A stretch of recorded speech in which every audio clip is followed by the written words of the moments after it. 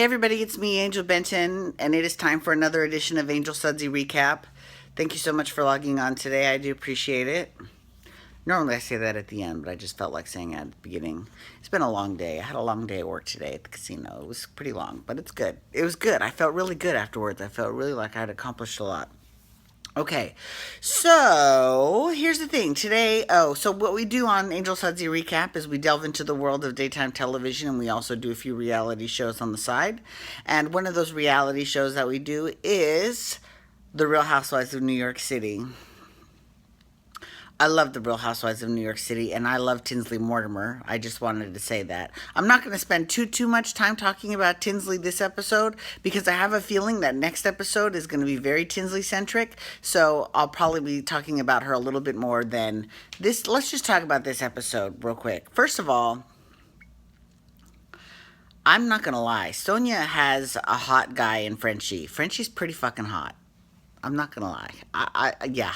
He definitely turned my eye. Oh, I'm getting red. Am I blushing? No, I'm sunburned.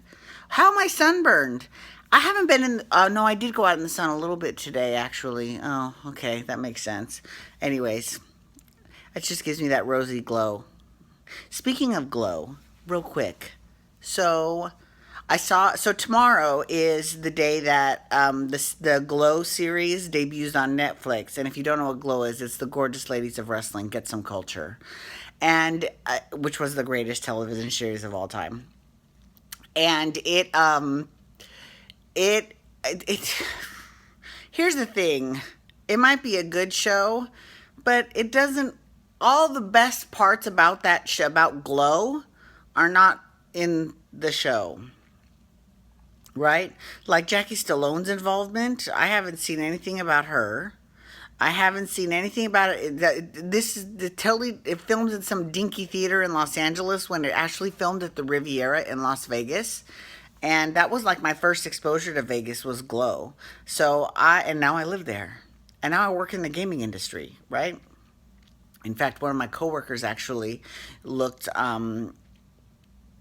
like he was the controller of the Riviera. FYI, the Riviera has been imploded a while ago. So, but yeah, so I'm skeptical now. Now that I know more about the show, I'm a little bit skeptical than I was before.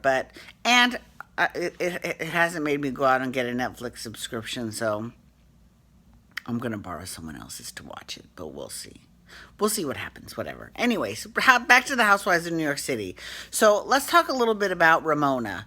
Oh, actually, you know what? No, let's do something a little bit different, because normally I don't really talk about this one, but let's talk about Carol, because this episode had quite a bit of Carol in it. Not so much of the people that normally suck up so much of the time, but this actually had a lot about Carol. And I enjoyed it, actually. I thought it was a little bit, I thought it was just kind of cool the way that, her and Adam don't live together anymore, but they're still together, and they just couldn't take, being around each other so much all the time. I totally get that. I totally get needing your own separate space. So I'm totally down with Carol for that, 100%. They showed her during the Women's March, and that was interesting, and that was really cool to see all the people there. But, I mean, this is a little bit kind of old news because we've all seen how many people were at the Women's March, during when it was happening, or at least I did on Facebook. Every fucking video I saw was all the goddamn Women's March. But, I mean, I don't mean to take away from it at all. I think it's a beautiful thing, but it was just, it's a little bit overexposure. Anyways, so moving on. The one time I was a little bit like about Carol was when she sort of age shamed Ramona by saying, "Oh, I would have lost that high pony. Ixnay on the Ixnay on the high ponytail because on the I Dream of Jeannie ponytail, she said Barbara Eden was 25. I mean, that was shady. Right? But it was also sort of bitchy. Right? I mean, am I the only one that feels that way? I mean, don't get me wrong. I mean, I definitely think I've seen Ramona's hair look better. In fact, last night, She was on Watch What Happens Live, and they showed her hair looked fucking amazing. She looked great. Now, I don't know if it was all hers or if some of it was fake, or I don't care. It looked great. Or even if it was a full-on wig, I don't care. It looked great. She looked awesome.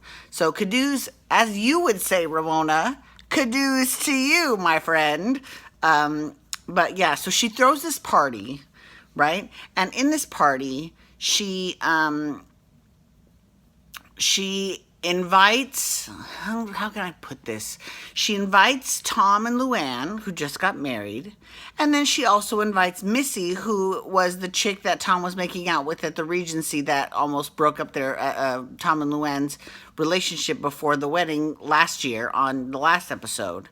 I was like, okay, that's messy boots. And then she invites Sonia, and she also invites Harry Dubin, who also used to hook up with Luann. I mean, and then she's like, I just didn't know that I invited all these people. I just, they're all my friends and blah, blah, blah. And I'm going, yeah, right. Who in their right mind is going to think that she did not plan that shit from the beginning? Again, just like Giselle on Potomac, girl, I hope you get to lick the spoon from stirring that pot. At least with Giselle, she was just stirring one pot, the Karen Huger pot. But in terms of New York, Ramona was just stirring everybody's pot. I was like, okay, girl, you are not going to be happy unless there's some drama that goes down at her party. But nothing did, actually. Although what was funny was... she's like, I invited Bethany because I don't like to exclude people. And then cut to Bethany going, yeah, I'm not going to Ramona's party. That was pretty funny. I thought that was really clever. Okay, so moving on. So someone else let's talk about Sonia. So Sonia has got Frenchie, who's super hot. And it's weird because, like, he's just very European. Let's leave it that way. He's very European, which I think is incredibly sexy. But I don't know if, I don't know. I think he's very sexy, though. And I can see why she wouldn't want to give that up so easily. I wouldn't either. I would hold on to that shit for real. But, I mean, he's got hotels. And, I mean, these broads really... work with, is it misogynistic to say broads? I don't think so. Is it? Because I love the word broad. I love it. Oh, that broad. I don't think it's a bad thing at all. Because there's a certain type of lady that's a broad. Joan Blondell was a total broad. Ruby Keeler, not so much. Right? And if you don't know who either of them are, go get some culture too. They're stars from like the 40s and 30s and shit. So go watch some old movies. They're pretty fucking fierce. Both fierce in their own ways, but Joan Blondell was a broad, a dame. One of those body ladies. Mae West was a total broad. I love her. I don't know. I'm not trying to be misogynistic. I hope I don't. It's so weird because the culture right now is so politically correct. I don't want to offend anybody, but, And terms that we were okay, 5 years ago are now just offensive, So I don't fucking know, whatever. Anyways, Dorinda was on, but we didn't see a lot of Dorinda. But I did love Dorinda's pink hair. She had pink hair in her interviews. Not so much in the show, but in her interviews she had pink hair. Now, it could have been the lighting reflecting off of her blonde hair, but it looked like it was pink to me. It looked vaguely pink, and I thought it looked fabulous. I thought she looked great. Excuse me, as I belch, because I'm such a fucking lady. All right.